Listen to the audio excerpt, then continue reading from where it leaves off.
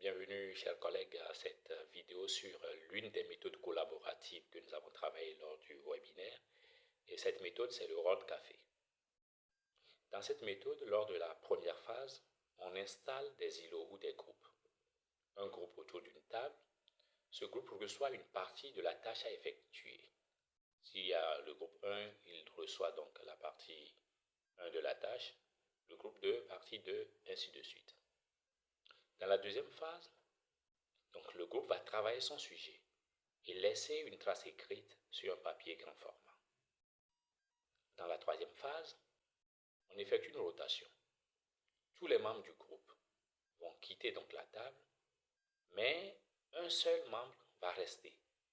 Il est l'hôte de cette table-là. Il va se charger de recevoir des membres venant d'un autre groupe et il va devoir leur expliquer ce qu'ils ont fait par rapport à la thématique, à la sous-partie qu'ils ont reçue. Dans la quatrième phase, l'hôte a déjà expliqué ce qu'ils ont fait par rapport au sujet, à la sous-partie qu'ils ont eu à traiter. Les nouveaux arrivants proposent à leur tour leurs idées, des corrections parfois, faisant ainsi évoluer le travail qui a été fait dans ce groupe-là. Cela enrichit donc la production et il laisse une trace écrite.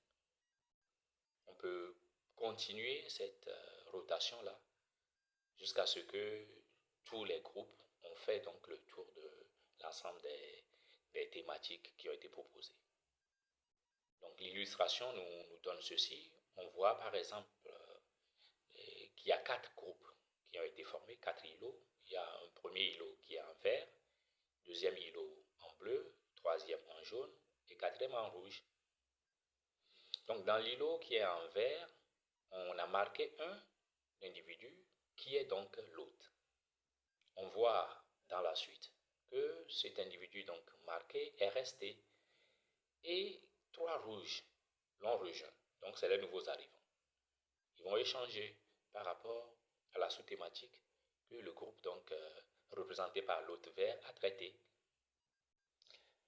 Et ainsi de suite. On voit aussi donc que le groupe bleu a reçu les 3 individus du groupe vert. L'hôte jaune a reçu 3 individus du groupe bleu.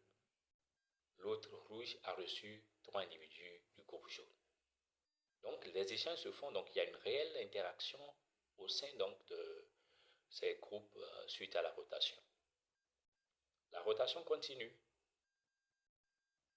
Les 3 rouges ont quitté maintenant le vert pour se retrouver avec le bleu, ainsi de suite. Donc ce qui est intéressant, c'est qu'on continue cette rotation-là jusqu'à ce que chacun ait visité tous les îlots. Ça, c'est la phase 5. Donc on continue les rotations. Il y a un point important, on peut changer d'hôte à chaque rotation pour que un hôte ne reste pas scotché donc à une table pendant toute la séance. Nous venons de voir que comme dans un café, il y a eu des rencontres et des échanges lors des rotations. Cela permet d'avoir une production collective très riche. Si vous me demandez pourquoi ça marche, oui, il y a eu un croisement de points de vue lors donc des différentes rotations. On construit ensemble sur les idées des autres. Cela permet d'avancer plus loin. Un point important, c'est lorsqu'on a une classe à grand effectif, on peut faire des sous-groupes. Au niveau du premier sous-groupe, je constitue 4 îlots de 5 élèves, ça me fait 20 élèves.